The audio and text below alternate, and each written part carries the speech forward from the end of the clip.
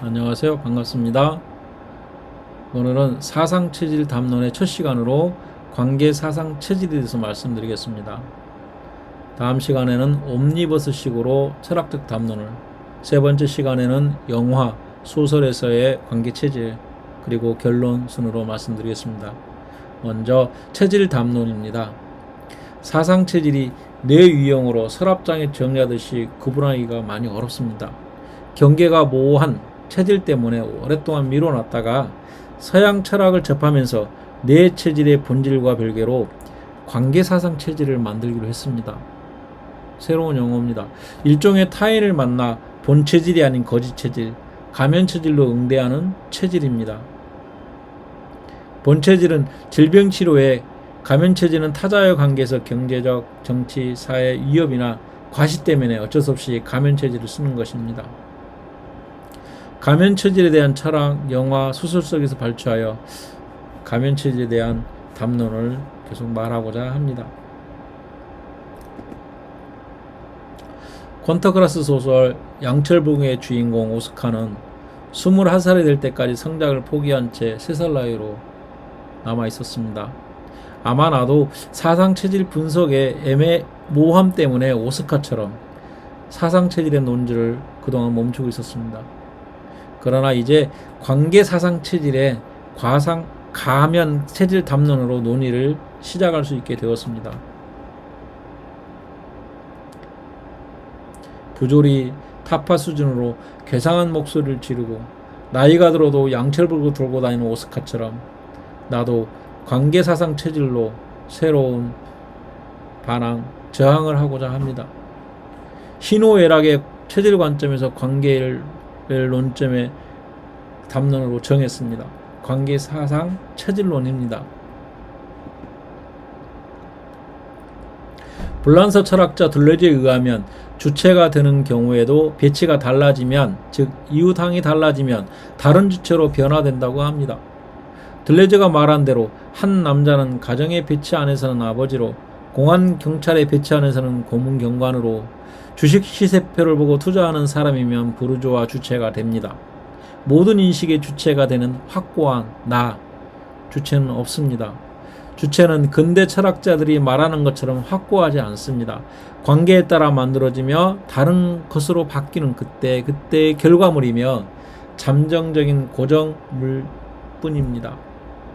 사상체질도 관계에 따라 바뀌는 것입니다.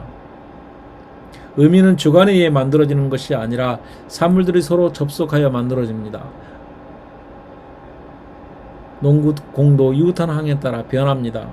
농구공을 발로 차면 축구공이 되는 것이죠. 체질의 껍데기도 이웃한 항에 따라 변합니다. 이렇게 평생을 살아가는 가족들은 껍데기 체질로 굳어집니다. 여기에 문제가 있습니다. 소유의 시대에서 접속의 시대로 패러다임이 변했습니다.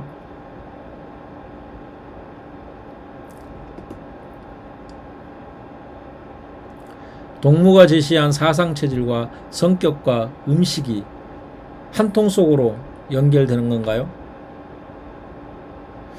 체질은 다른 사람과의 관계에서 관계체질별 성격이 나옵니다. 미워하고 질투하고 탐욕하고 게으르고 하는 것들이, 그리고 이것들이 타자를 만나서 변하지 않던가요? 물론 예외도 있습니다. 황창현 신부의 얘기 중에 모세가 4달이면 갈 길을 40년을 돌아 노예 근성을 가진 사람을 다 죽이고 새 사람들을 이스라엘로 데리고 갔다고 합니다. 모세가 볼 때는 노예 근성이 변하지 않다고 생각을 했기 때문입니다. 교육을 받아도 사람이 쉽게 변하지는 않습니다. 죽어야 바뀝니다. 다만 조심하고 노력합니다.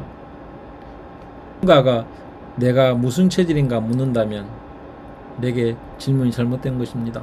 상대하고 있는 타자와 대비해 내가 무슨 체질인가 라고 물어야 합니다. 당신의 체질 특성보다 상대적 구조이기 때문입니다. 지금 나는 타인과의 관계에서 무슨 체질로 대응하고 있는 체질과의 차별성입니다. 내 안에 체질이 액체화되어 있어 변동된다는 것보다는 상대에 따라 내 체질의 특성이 관계에 따라 차이가 있고 본 체질은 어느 정도 세팅되어 있습니다. 컵에다 물을 넣으면 물컵이요, 꽃을 넣으면 꽃병이 됩니다. 누군가가 나에게 이렇게 묻는다면 말하겠습니다. 관계 사상 체질을 개인 간에서 사회적 관계까지 영역으로 인식을 확대해야 합니다. 개인 간에만 전가한다면 개가 웃을 일입니다. 김승석 고려대 교수의 논리입니다. 질병의 사회적 원인을 찾아내는 직업을 하고 있다. 많은 사람들이 아프지만 왜 아픈지 모른다. 그 구조적인 원인을 찾는 보람이 있다고 합니다. 사회적 구조에서 찾는 겁니다. 체질에 대한 다른 문제를 말씀드리겠습니다. 연기하는 체질에서 두 자가 충돌하는 다른 경우도 있습니다. 연극 지킬 앤 하이드를 연기하는 조승우를 가정해 봅시다. 두 자가 충돌하는 괴로움에 휩싸인 한 남자, 성과 악이 공존하는 지킬이 있습니다. 인간 본성에 대한 근원적 고민을 하게 하는 그는 본성과 껍데기가 아니라 본성까지 낮과 밤을 번갈아가면서 변화합니다. 한 사람에게 존재하는 두 개의 상반된 인격인 지킬과 하이드를 통해 사회풍자와 인간 본성에 대한 근원적 고민을 선사합니다. 우리 사상체질도 이렇게 내 체질사에서 혼돈이 있지 않을까요?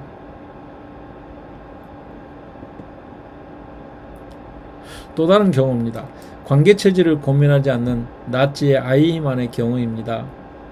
아예 생각 없이 사는 껍데기 체질로 형편없는 쓰레기 체질입니다. 어떻게 살아야 할까 고민하지 않았던 것 같습니다. 그의 사회 속에서 대응 사상 체질은 리더의 생각만 쫓는 바보입니다. 이런 나치 아이만은 어떤 체질이냐고 물으면 그것도 좋은 질문은 아닌 것 같습니다. 동무의 사상 철학 논리에 의하면 아이 이만은 주체적으로 살지 못했고 인의 여지도 수행하지 않는 채 윗조직 명령대로 살아간 개돼지일 뿐입니다. 아이 이만이 변명합니다. 자신의 무자비함을 인정하지 않고 상부의 명령대로 최선을 다했다고 합니다. 하지만 자신의 주체적인 삶을 살아가지 못하고 타인의 관점에서 바라보는 능력이 없었습니다. 주체적으로 살지 못하니 체제가 맞는 희생자로 살았으며 너무도 많은 극악무도한 죄를 저지르고 말았습니다. 생각의 무능성, 말하기의 무능성, 판단의 무능성, 즉 무엇이 옳고 그르고 따지지 않고 죄가 될 수 있는 명령을 무작정 따른 악의 평범성 등의 범죄자가 되었다는 것입니다. 여기에서 주체적으로 살지 못한다 그러면 사실은 체질을 판명하는 것이 무의미할 수도 있습니다.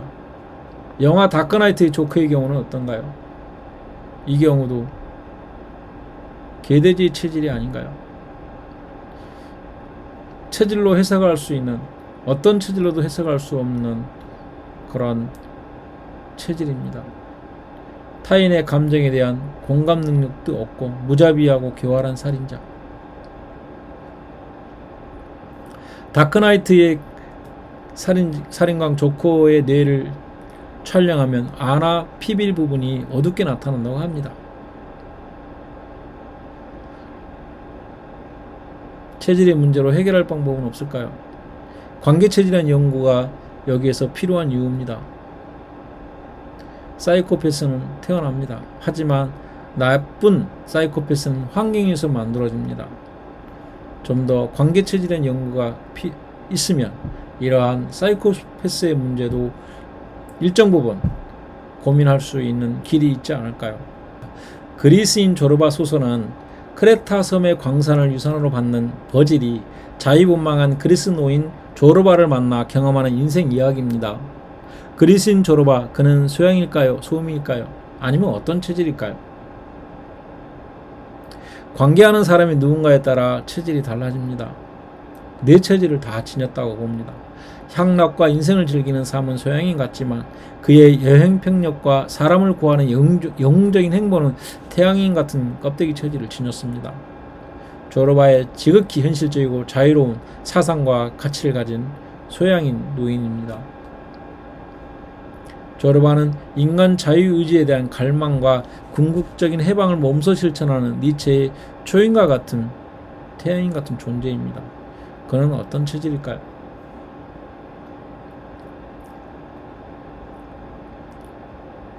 행복에 대한 얘기를 잠깐 드리겠습니다. 타인과 의미 있는 관계를 맺는 일본의 사람들이 행복하게 오래 산다고 합니다. 그들은 어떻게 오래도록 행복했을까라는 테마로 조지 베일런트의 행복의 조건 내용을 잠깐 인용해 보겠습니다. 인간의 행복은 사회성이 중요하다고 봅니다. 그들만의 사회적 유대, 즉 가까운 사람에게 정신적 유안을 얻지 못하는 사람은 심장질환이 생길 위험이 크다고 합니다. 더불어 사회철학자 듀르켐은 라마단처럼 집단적 만남과 대인 접촉이 잦은 상황에서는 자살률이 반으로 떨어진다고 합니다. 타인보다는 의미 있는 관계를 누리는 개인들은 평균 수명보다 훨씬 오래 살고 건강하다고 합니다. 사상의학의 체질에도 숨겨진 논제입니다. 정신과 의사 보리스 슈칠리크는 강제 수용소에서도 공산주의자나 여호와 증인은 종교나 이념 소속이 없는 사람보다 공포심을 잘 견디고 고통의 의미를 부여할 줄 안다는 놀라운 사실을 발견했습니다. 흡연은 사망률이 1.6배이지만 사회적 고립은 사망률이 2배가 더 높습니다. 혼자 애롭게 살고 친구가 없는 사람은 담배를 피는 사람보다 빨리 죽습니다. 심지어는 담배같이 해로운 기호식품도 어울려서 사교적으로 피는 사람은 애로운 사람보다 오래 산다는 논리입니다.